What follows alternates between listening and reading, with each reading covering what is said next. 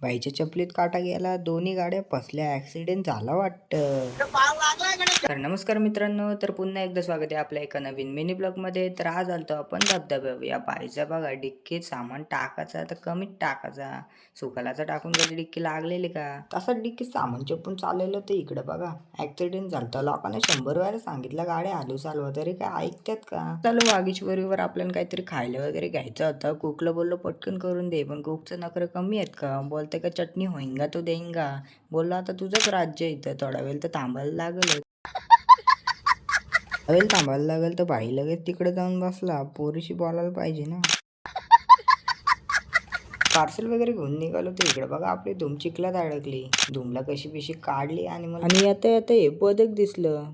पण नंतर विचार करा, पदक तर पांढरं असते. ते कुठलं पक्षी आहेत? तुम्हाला माहित असेल तर लवकर सांगा कमेंट करून, आमची तरी नॉलेज वाढेल. आलो मग लगेच धबधब्यावर आलो तर गाडीवर बसून बसून नुसती भूक लागलेली. लोकांना कामं करून भूक लागते, पण आपल्याला बसून बसून भूक लागते. आपण आणलेलं चायनीज बोललो घेऊ दे खाऊन, चायनीज वगैरे खाऊन घेतला. आणि इकडे बघा याला डान्स शो मध्ये न्यायला पाहिजे.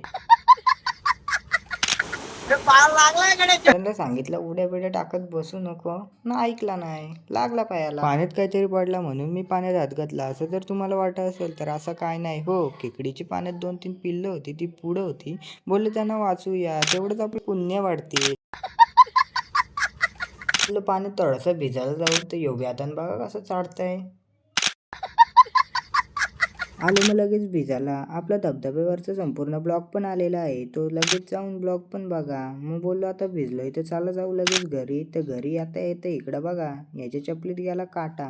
काय साली पोरं आहेत. काय बघता मग, लाईक करा मग.